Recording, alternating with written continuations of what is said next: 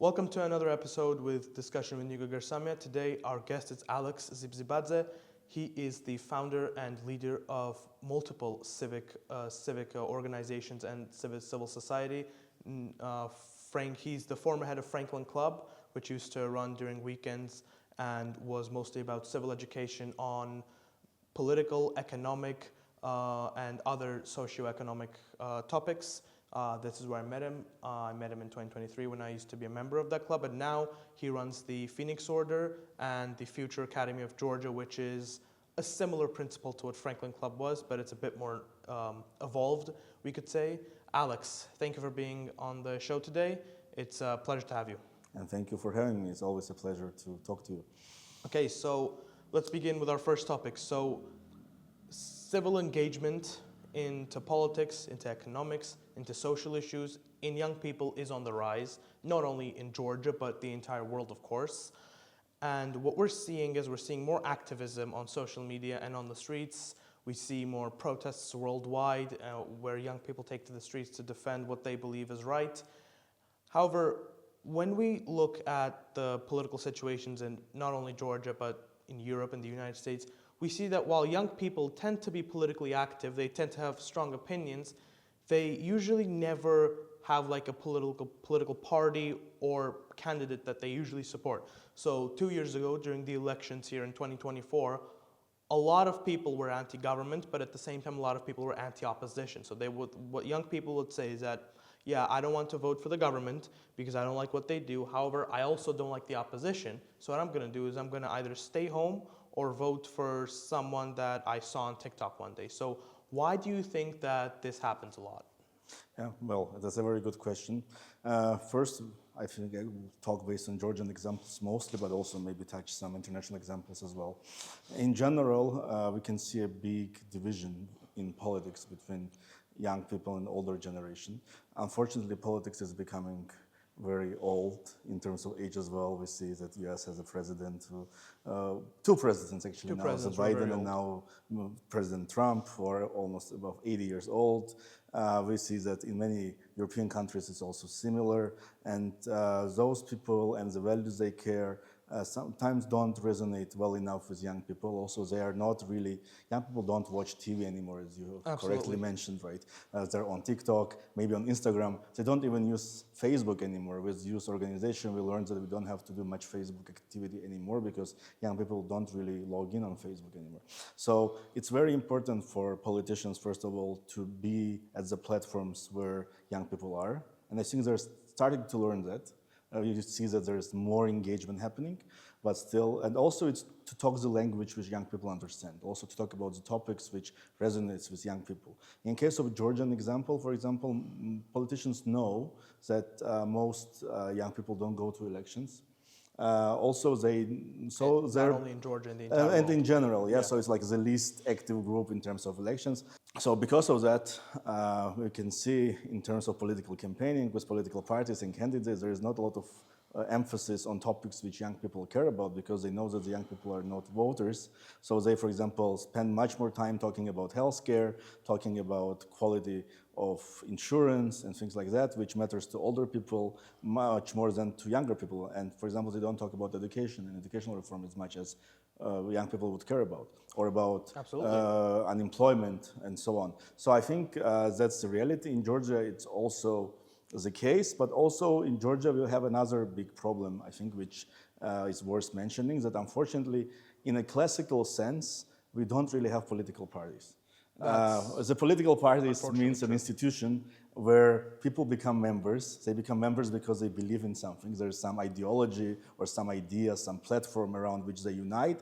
And then there is some kind of clear pathway. You know, if you do well, if you work well enough with the parties, then you first become some local councillor, then you go to the parliament, then you can become a party leader. So there is some kind of internal party democracy. Hierarchy. And in case of Georgia, hierarchy. We don't really have that. Most parties are more some kind of circle of friends or united around one leader and so on. So that, I think, also scares a lot of young people because when you talk to them, they don't really see, if they get involved in party politics, what is the pathway to victory? What is the pathway to leadership? There doesn't seem to be one. And what I see, especially what I saw last election, is that a lot of political parties, especially in the opposition, they did have promises for young people. I mean, a lot of political parties, for example, Coalition for Change, where I worked, they genuinely had a really good program where they wanted to finance young people to study abroad if they got accepted for undergraduate or graduate degrees in a top 100 university.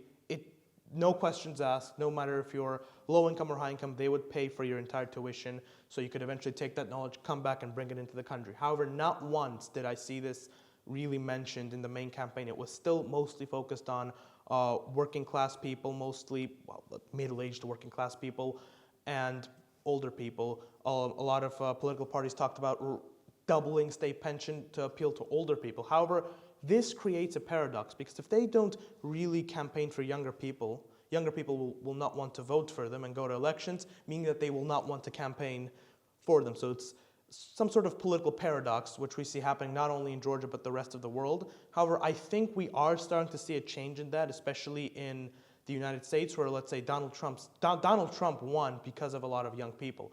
2016 and 2020, he lost the popular vote, but in 2016 he won the Electoral College. In 2020 he didn't. However, in 2024, what we saw is he won both the popular vote and the Electoral College.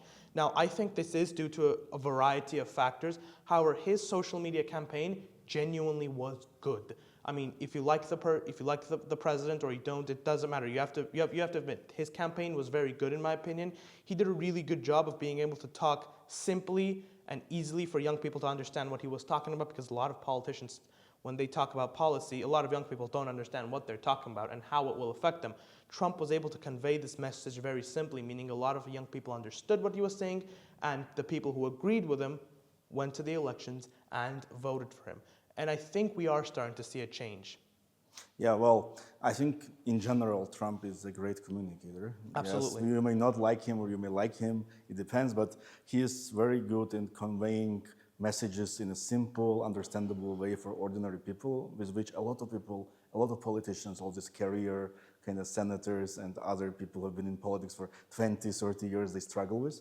But I think also, yeah, he did way better with young people than he did before, especially with men, more with men than with females. But in general, I think in the world, we see that there is more interest, but I think the engagement of young people, if you look at Georgian example also, it's usually more kind of short term. Like if something happens, like we've seen that during the protest, right? Yeah, we've seen that during the first Russian law protest, we've seen it during the second Russian law protest, we've seen it in 2024, after the Georgian Dream abandoned its European path, that there's a big outburst. Young people go to the street and then it dies out. It's not a prolonged, long-term engagement. And also, I don't blame young people about it, because as we already mentioned, for it to be a long-term engagement, you need to have some platforms. And those platforms are usually political parties. And in case of Georgia, yes, you go to the street, you protest, but if you don't see the result in one day or maybe a week or 2 weeks, then you kind of feel frustrated. You feel, okay, what should I do?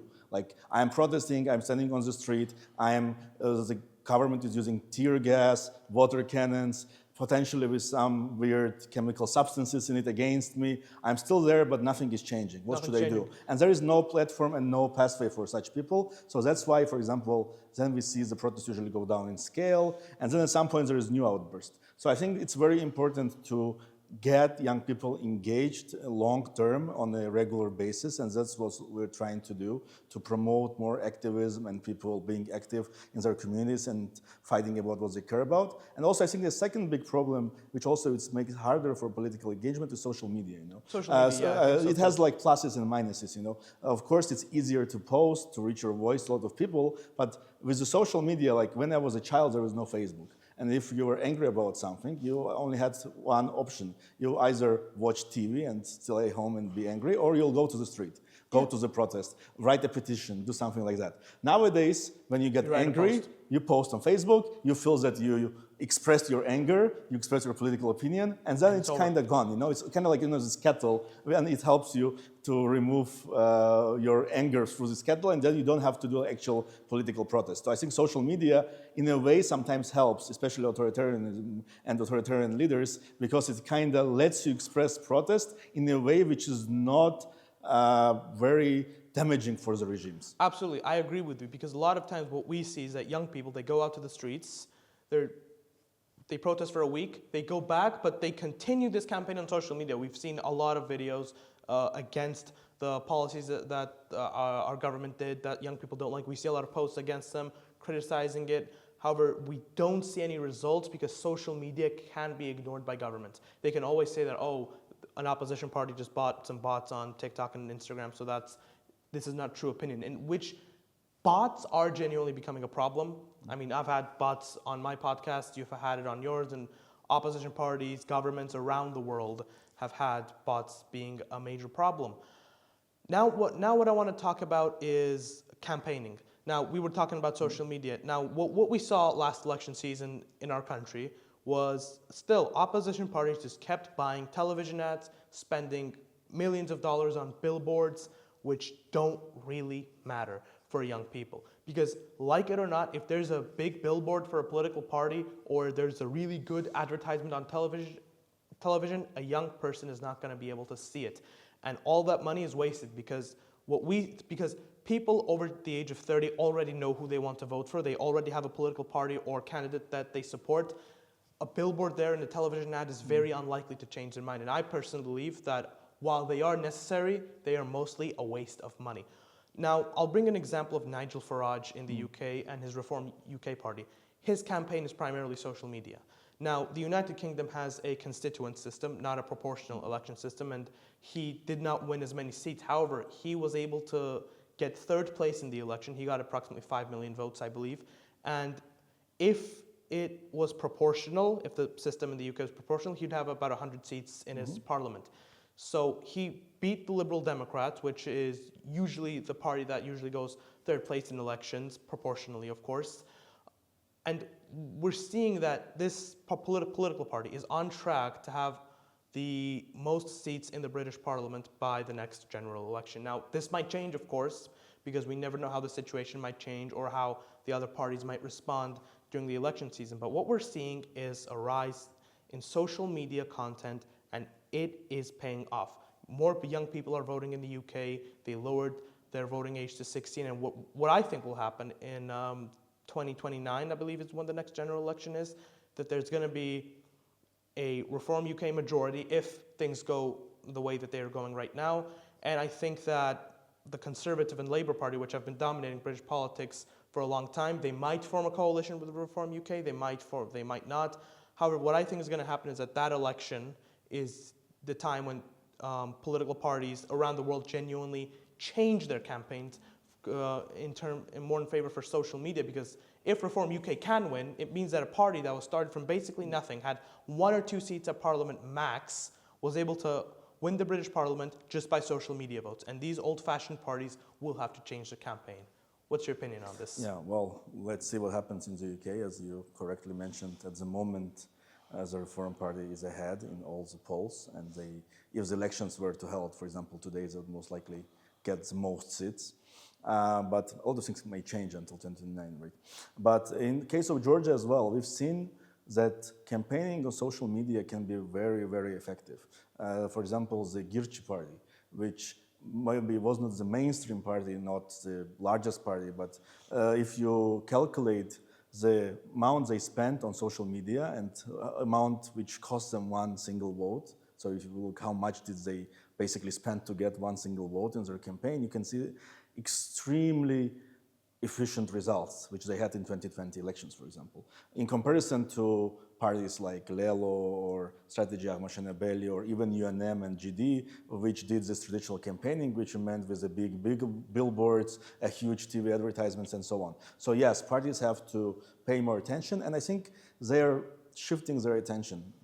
Before the first Russian law, we've never seen any government pages or troll and bots, for example, on TikTok.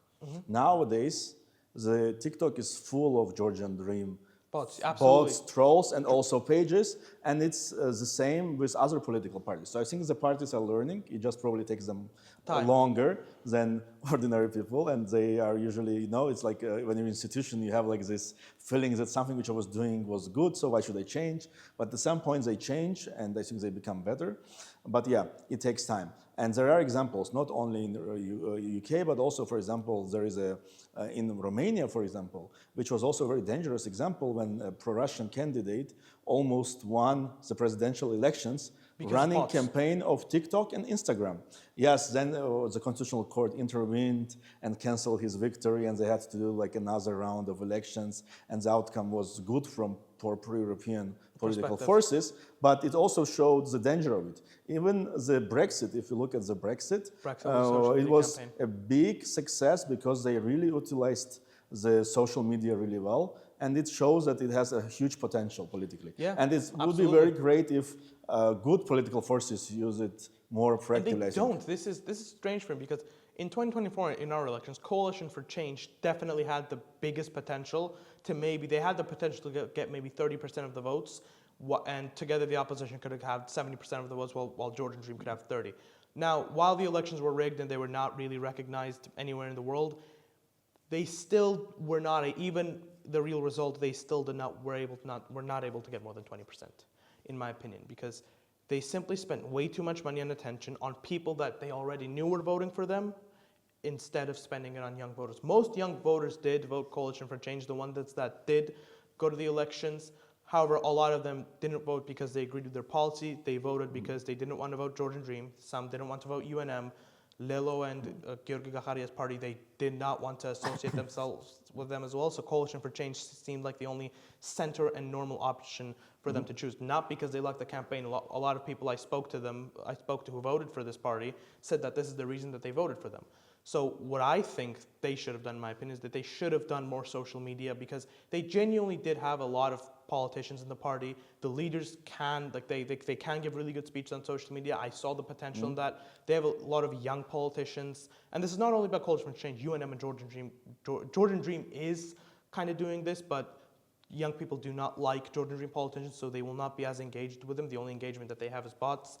UNM barely did any social media until after the elections, and the other two parties didn't do any social media at all, instead of buying a couple Facebook ads with a few billboards counting down the days to the election. So what I think we're going to see very soon is a major change in political campaigns coming into the 2030s, in my opinion, after the UK election. And another fact about the UK is that Scotland might hold another referendum. We've been hearing more about Scottish independence. This is primarily due to Brexit, because when the UK left Brexit, the country of England, the UK has its own autonomous countries, England, Scotland, Wales, and Northern Ireland. England voted to leave the European Union, while Scotland voted to stay. Yes. And I think that Northern Ireland as well. Northern Ireland also wanted to stay, if I'm not mistaken. What I think is going to happen is that if a referendum is held, social media will be the biggest campaign platform. Yeah, well, in general, I think it makes sense. Look, you should campaign where the people are. If you look at the traditional legacy medias, like newspapers, magazines, they're kind of dead, right? People don't really use them. If they use them online. Online, yeah. And also frequently through social media as well. If you look at traditional TV and radio, it's also slowly dying. And if you look at the younger generation specifically, they don't really watch it. Like I work with hundreds and thousands of young people, and when I ask them about TV and who watches TV, in the best case scenario, they turn on TV to watch football. Yeah. Like that's, I think, the best case. And even many of them still watch it through social media or online on their smartphone or on the tablet, you know. So that's why I think that's changing, and political parties will have to adjust. It will be like some kind of evolutionary thing, you know, like whoever will adjust will survive and will be there, who will not will die. That's how the evolution works. The Darwin predicted it. The fittest would survive. So in this case, I think it's very important. And in Georgian politics, I also see that the importance of social media is rising. We can see that there's a lot of money being spent on it.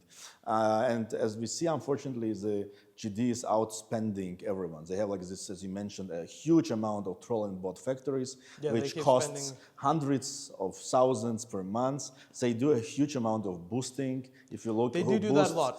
They do a lot. Yeah, the Kobachidze page, for example, now when GD pages are in top 2 boosted pages in Georgia constantly, and so on. So the opposition has to keep up. The good thing about social media is that it's much cheaper than billboards. Traditional, absolutely. It's much cheaper than TV advertisement. So I think we should use it as an advantage. But social media can also be used very unethically. So there are laws in a lot of countries during elections. They can't display certain stuff on billboards, for example, but on social media they can do it. They can get a couple of accounts and say, oh, this is not us posting.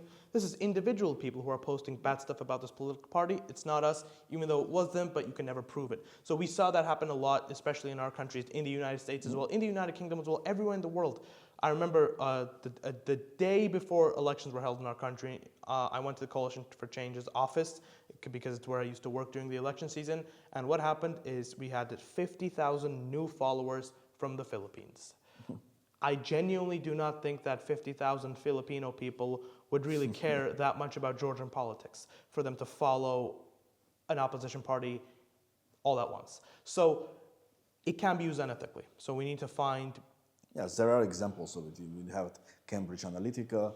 We've seen like it being used in many ways. For example, in 2016 elections, you could see that the same candidate in US elections would say one message in one state, and they will boost this video specifically on that one state where that message resonates, and then they would boost the opposite message with the same candidate in another state, you know? So it gives you opportunities to do a lot of propaganda and doing it in unethical and also not very truthful ways. So we have to be careful about that. But on the other hand, reality-wise, it's going to be there. It's not going to be gone. Yes.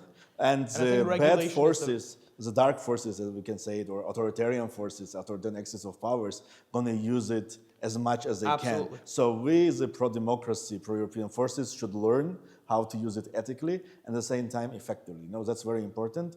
And also, I think at some point some regulations are coming, right? There are some regulations which will be there, but I don't really believe... The regulations are going to be very negatively taken by the people. And I don't believe that it's very easy, you know, to regulate. It's a huge amount of content. Like when you have like a TV station, maybe it's like, okay, 10, 20, 30. It's easy to control and monitor what they're doing. But in case of social media, it's hundreds of thousands, tens of thousands of accounts, which you need to control. It's impossible to control all of it. Obviously, I'm against like posting something which portrays hate. And I think the best way for us is to censor it, to cancel this type of accounts, to block those accounts. I think that's what we should achieve. It would be way harder to do some kind of regulation, and also it's always portrayed as an interference in your freedom of speech and stuff. So I think it's the best way for us is to try and be proactive in identifying those pages, identifying those trolls and bots, and somehow taking actions against them. Absolutely, I agree. Now let's move on to a different topic, the education system. Now, what we're seeing, we've been seeing this for the last few years, decades as well, I think. The education system is failing young people, not only in Georgia, but the entire world. Yes, at some point, Finland used to be praised for having a good education system, but they no longer are today because every education system in the world is outdated. They do not work anymore, especially the high school system. So we've been seeing some attempts at reforms in our country, at other countries, but they have really not been effective at all. They haven't really done anything. We see old-fashioned rules in high schools especially, where students just hate following them, in my opinion. I've heard that a lot from all the different schools that I've studied at. And as a person who talks with young people all the time, you do clubs with young people all the time, what solution do young people have in the current education system? And follow up to that, how do you think this can change political engagement in young people in our country and around the world? Yeah, well, I think the major problem with the education system is that it changes much more slowly than the world changes in general. Absolutely. Right? So it's very hard for the education system to keep up with all the changes that are going in the world, and it's not very proactive in doing so. That's why a lot of young people, when they go to traditional schools and universities, they feel that they're being taught stuff which is not important anymore, right? So, for example, I personally believe that coding, for example, should be part of the modern day curriculum in every school, because if you look at the world and where it's going, you need at least to be able to ask ChatGPT or some other AI to be able to write a code for you to do a lot of things, right? It's also this modern civic education, I think, which is part of your question and which you mentioned. A lot of young people, what are the what are the major goals of education system? I think there are two. One is to raise a good citizen, an active, engaged citizen. And unfortunately, Georgian schools, but I think in general, the overall education is failing in that. That's one thing. And the second thing is to give you skills which you'll be able to use in your life to be successful, right? To have a good earnings, to live a good life. And I think they're failing in both parts. And when it comes to civic education, that's why we had to start clubs like Georgia's Future Academy and organizations and do projects like Zibzibadze or there was a Phoenix, the same as Franklin Academy, because we just felt that the school was not doing it.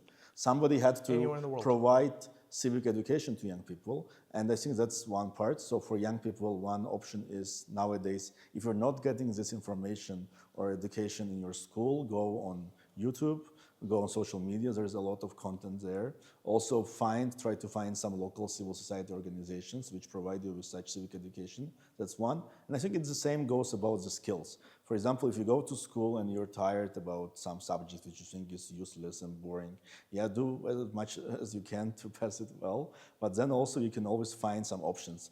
Fortunately for us, we live in the world with internet, we live in the world where access to information is not limited anymore, and you can always try to find some organization or some YouTube page or some website which offers those skills and knowledge which you want, and you can find that. That would be my solution, unfortunately. And in long term, obviously, I think the state also has to do that. Like if I was, for example, I don't know, Minister of Education of Georgia, I would first of all think not about controlling the education system, not about shutting down universities like Ilia State University or University of Georgia or Free University, and that's why most of these reforms are oriented to control and to have the young generation which doesn't have this civic education, which doesn't have this knowledge to be politically proactive. But what I will do, actually, I would provide a lot of education vouchers. For example, I don't know, people who don't want to go to university, instead I would suggest them to give them some coding lessons. I don't know, move them to AI-related jobs, help them, not the military for sure, and stuff like that. So I think it's very important for the state also to catch up, and some countries are trying to do that, but all very, very slowly. Very slowly, absolutely. And that also could be your comparative advantage, especially in a country like Georgia. Unfortunately, unlike Venezuela or other countries, we don't have a lot of oil or things to offer. So for our democracy and for our economy to develop in long term, it should be based on the knowledge. It should be a knowledge economy, and that's why we should try to find some kind of comparative advantage in which Georgia is the best. And there are some ways to make Georgia a hub for AI technologies or to make Georgia a hub for coding, even though the coding is already kind of the past. Right now it's all about AI and so on. So we have to be very proactive as a state, and for young people, if your state is not doing that, you have to be proactive yourself, because nobody's going to do that for you. Most likely your parents or grandparents also don't know much about it because it's all new stuff. You have to Google, you have to research, and if you do, and if you invest your time now, you're going to have a lot of money, but also besides money, a lot of success in your career and life. So please do that. Absolutely, I agree. The education system is failing students across the world. It needs serious reforms. I mean, look at Georgia, it's not working. Look at the UK, it's not working. Look at the US, it's not working. Look at anywhere in Europe, anywhere in Asia, anywhere in Africa, anywhere in South America. It is not working. The reason it's not working is because it's outdated, and everything that I learned in school, I can just Google and I can just ask ChatGPT, and I can just know everything instantly. There's no need for me to attend hour-and-a-half lessons learning about any topic that I usually learn. I mean, a student, a 16-year-old student who doesn't have any knowledge of economics with ChatGPT can beat an economist with a PhD, in my opinion, in the 21st century, in a lot of things, in my opinion, just because they have this little app on their phone. And I think that it's time to adapt, it's time to change, because if countries around the world don't change, they will fall behind and they will lose their status as the first world, and they will become the third world. And third world countries who do adapt their education systems, who do adapt to modern technologies, will become the new first world countries and thus have a new world order. Now, in your opinion, what specific reforms do we need in the education system and in other aspects of countries' institutions for young people to be more politically engaged, for them to care about what goes on around them every single day even more, and for them to be more active in politics? Yes, that's a very good question. I think first of all, yeah, education system and proper civic education. We need to have a proper civic education in schools, and we need to give access to young people so they actually learn. Because if you ask most young people, they don't really know the difference between ideologies, different types of ideologies. They don't know how the state functions. They have like a very limited knowledge about that. And even about taxes and economy, like I used to teach economy to a lot of students, and when I ask them about... Franklin Club, I remember. Yes, in Franklin Club and also here at Georgia Future Academy, and when I ask them about what is the tax, most people answer is it's utility bills, That's the problem. Like a lot of people don't understand these things. Yes, it's became easier with ChatGPT to Google and check, but I think it's very important to adapt and to help them to become good citizens. That's one thing. Second of all, I think it shouldn't be centralized as much as it is. The education system in Georgia at the moment is extremely centralized. It's the same curriculum for everyone. And I think we should, of course it does, as always they do, but we should allow more autonomy, at least for private schools, but ideally I would do the same for public schools as well, when they decide more and parents and students decide more about what they learn, how they learn it, what should the resources be spent on, and so on. So I would include more self-governing for schools, and that includes promoting the role of parent, but also the role of student. Because, for example, in Georgian so-called governing boards of schools, from 70 members, only one student. It's like 8 teachers, 8 parents, and only one student. So I think we should increase the role of students as well in that. Absolutely. And then also, in general, we should modernize the Georgian education system. We should think about what's going to happen in the future, what are the big changes and trends, and we should adapt accordingly. And as you correctly mentioned during your last speech and your last question, is that if we manage to turn this into our comparative advantage, maybe in 20 or 30 years, Georgia would be, by GDP per capita, one of the top countries in the world. If we don't manage to do that, we will continue to be in the middle or maybe even go lower. So it's extremely important. Yes, education system maybe does not feel that important at this very moment, but it actually creates the very long-lasting effects. That's why it's very important for us to do that. So in my opinion, and it's also the same about higher education, about universities, I believe. The universities should get real autonomy. There should be less political interventions. They should be able to decide what they teach and how they teach. There should be more than one body which is accrediting university. For example, at the moment, it's all monopolized by the state, and the state creates one standard. I think I would open it up to competition and let people decide which system works best for them. That's what I would do if I was the minister. And also, another very important thing is we need to get more young people involved in the education system, by which I mean more younger teachers, more younger lecturers in university. It's very old-aged at the moment, and it's not very attractive for young people to be a teacher or to be a lecturer. So I think we should change that and somehow make it attractive and interesting for young people to get involved. Because that's, without young people, when you're being taught constantly by the people who are in their 60s, in their 70s, in their 50s, and I'm not ageist, I think you can learn a lot from those people, but I think young people should also get exposure to people who are in their 20s, in their 30s, and so on. So it should be balance of that. And we're lacking young people in education, so I think it should be very important to prioritize promoting younger generation to get into this education system, and also to bring all these new ideas and new technologies to it, because it will be much harder for older generation to do that. As I mentioned before, if we do not adapt to modern technology, the education system will always be useless. An economist with a PhD versus a 16-year-old high school student who has no knowledge of economics, with ChatGPT, the student will always win with ChatGPT.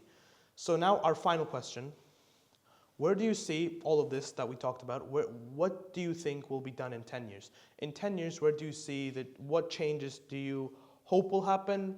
And what do you think will happen? What do you think will fail, in your opinion?